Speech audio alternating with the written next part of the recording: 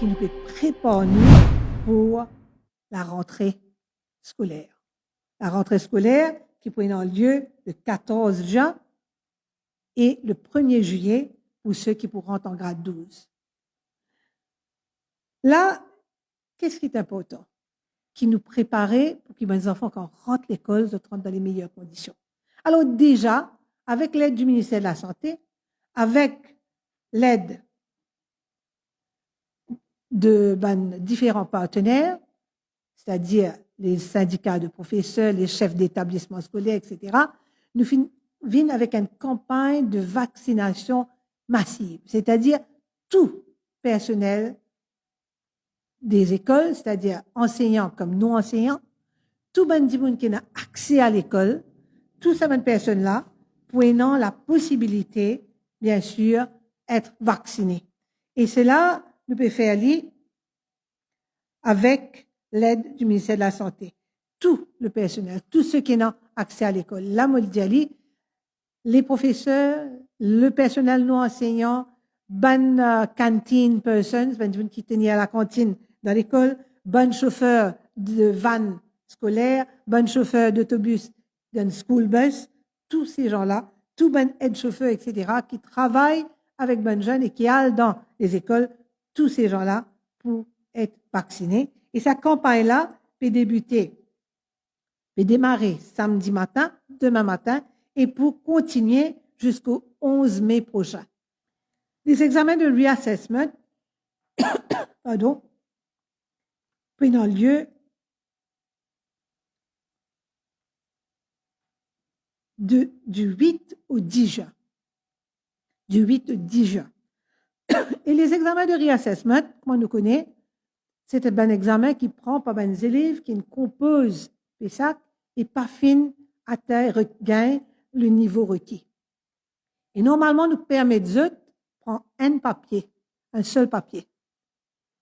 Ça, il y a l'examen de reassessment qui fait pour les élèves qui ne prennent pas au PESAC et pas fin gain le niveau requis pour gagner cet award.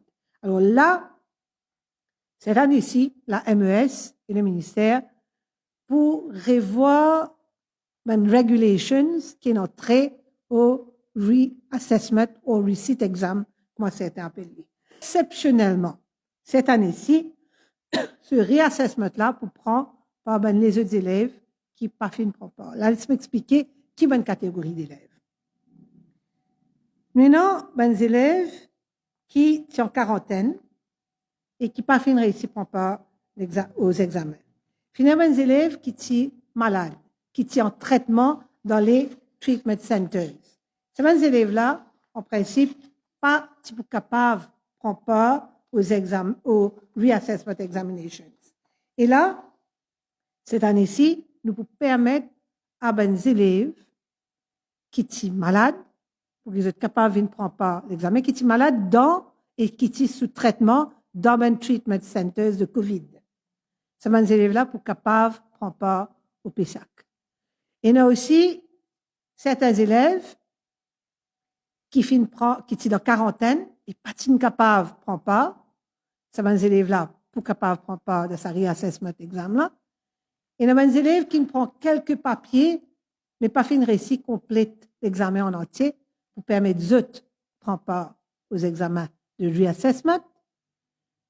Et dans l'école primaire, tenant à peu près 200 élèves qui tirent de bon papier, mais tenant 100, parmi ces 200-là, tenant un certain nombre qui participent à l'examen. C'est des élèves qui, dans l'école primaire, un candidat de PESAC qui, dans l'école primaire, participent pas aux examens, nous pouvons permettre de prendre part au reassessment exam, c'est-à-dire l'examination, le receipt exam. Que les élèves qui, au primaire, qui ne prennent pas aux examens, qui nous permettent de répondre le reassessment paper. En ce qui s'agit du NCE, dans le cas du NCE, les élèves ne prennent pas aux examens dans quarantaine. Sur les 13 985 élèves qui ne prennent pas aux examens de la NCE, et à peu près 360 candidats qui pas participer.